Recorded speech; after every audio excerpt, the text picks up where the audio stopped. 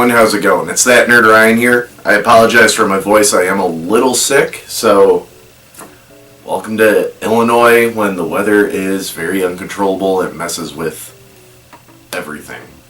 So, anyways, we're going to be talking about the Avengers today. And, I'm gonna kind of keep it short because it's hard to talk, so I do apologize.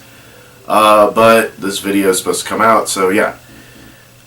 Anyways, this movie really does hit different now that we are 30-something movies into the MCU, because this is considered the first crossover in the MCU. After this, the crossovers, basically happen every movie almost. We get somebody from a different franchise in it. But this was a big deal back then. I remember the hype going around this, that this is going to be the biggest movie ever, blah, blah, blah. Turns out an Avengers movie was one of the biggest movies ever, but it was Endgame and not Avengers 1. Also, at this, there is some, I want to say dated feel to the movie. The fact of, we get a where are they now, and then the meeting, nobody likes each other, to becoming a team sort of thing. I mean, we don't get that feeling anymore. I mean, obviously it would have to happen in this movie being the first Avengers movie.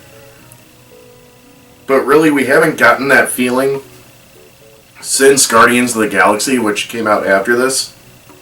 I do feel that Guardians did this way better than Avengers. I know he's canceled now and everything, but I do gotta say, Josh Whedon's writing in this is very one-dimensional on the characters. And, I mean, the characters kind of play like they do in their own movies, for the most part, but literally each character kind of just has one trait. And it's like Captain America, soldier. Iron Man, funny guy. Thor, Shakespearean, funny guy. Hulk, timid, funny guy. Hawkeye, soldier. And it's everybody kind of has one word to associate with them, which is completely different to when we get to, let's say, Civil War, where there's so much more complex stuff going on and everything like that, and everybody has multiple things. And I mean, yes, it's also more development throughout the MCU and everything. But, yeah. And then the story is kind of tale old as time, just good versus evil. Loki's trying to take over the planet, starting at New York, and they're trying to figure out how to find the Tesseract, which I did catch something that is very interesting, that we'll talk about in a second. That's kind of a cool tie-in to the rest of the MCU and actually pays off in Endgame. There is actually a lot of stuff in this movie that pays off in Infinity War and Endgame, which I think is great. That's also tied with something else, that the other thing I caught, but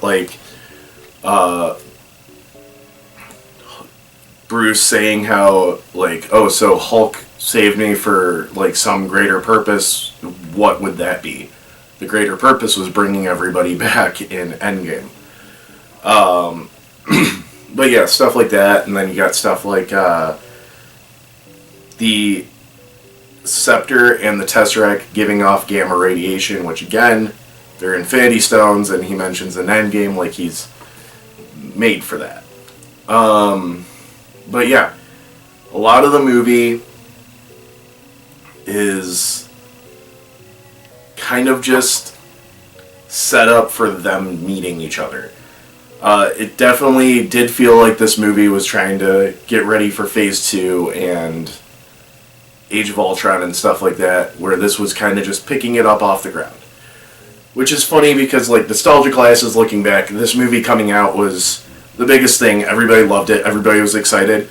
And now it's well, you got Infinity War and Endgame as peak Marvel.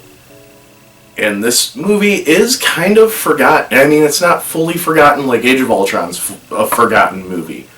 But this one is it's like passable almost. Like, if you want to see where everybody starts, there you go. If you don't really care, you can skip the first two Avengers movies. But yeah, so all in all, I'm going to give this movie a 8 out of 10. It was great for its time. It's still a good movie. It's just, there's a lot better Marvel movies out now. But yeah, so I hope you guys enjoyed the video, this chronological rewatch of Avengers. Be sure to leave a like, comment, subscribe, ring that bell, and follow me on all my social media down below. It's that Nerd Ryan.